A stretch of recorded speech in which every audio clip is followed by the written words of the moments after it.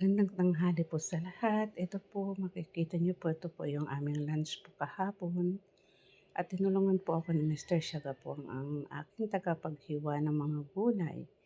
Yan po, habang ako'y nagpe-prepare naman sa kusina, naglilinis ng aming mga pinamiling isda at manok. Ayan, hinihiwa ko na po yung wings para po mamarinated po na natin at pambaon po bukas. At nilaga ko na rin po yung pitsyon na aking gagawing pambaon naman ni Mister na chicken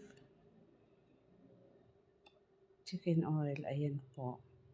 Pati isda ay nilinis ko na rin po. Makikita niyo naman po, andyan si Mister tumutulong sa akin. At yan, pinaglaruan pati isda kung ano pinaggagawa-gawa na ng kusinera.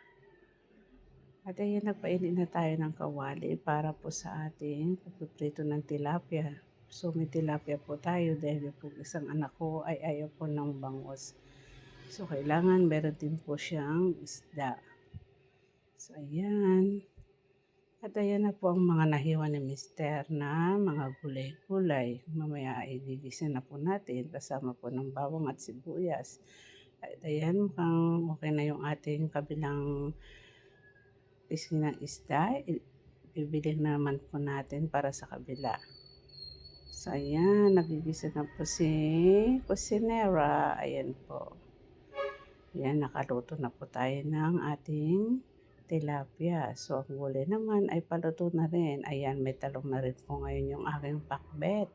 Nakabili rin po sa wakas ng talong kahit na gaano po kamahal. At medyo bumaba na rin po mga binihing gulay.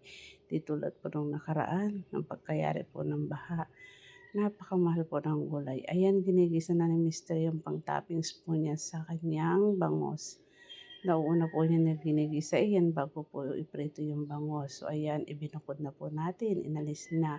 At yung bangus na minarinated po ay atin na pong ipiprito po. Ayan, siya po magpiprito dahil tumatalsik po yan.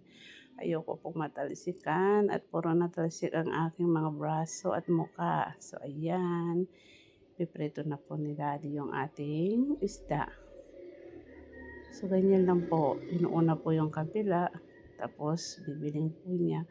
Pagluto na po yung kabila, tataob naman po niya, sa kanya po lalagyan po ng toppings po yan.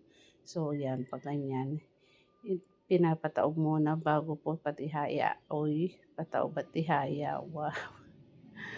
Ayan, nilalagyan na po niya ng toppings na kamatis. Yung ginisa po niya kanina ay kanya na pong ilalagay. So, ganyan po. At sa kanya po, ibubuhos po yung pinang-marinated po dyan para po magkalasa. So, ayan, nagawa na po niya lahat. Nailagay na po at napagkasya po doon sa isang bangus yung kanyang ginisang kamatis. Ayan, masarap ang bango po niyan. Napakasarap. Yan po kanyang special. Sa tuwing umuwi at gusto kong kumain ng bangus, yan po kanyang niluluto. Ayan, ang sarap. Aakuhin na po natin, hanguin natin. Ayan. So, yan, isang buong bangus po yan. Medium size lang po, napakamahal po ng bangus. Grabe, 200 na po yan eh. Napakamahal, wala na talagang mura sa mundo natin. Ayan na po yung ating nilutong tilapia at bangus. So, yan, maya-maya kakain na po tayo ng lunch. Ayan po yung aming lunch po. Late post lang po ito mga ka-reels dahil hindi po makapag-video kahapon ng maayos. So, ayan. Magandang araw.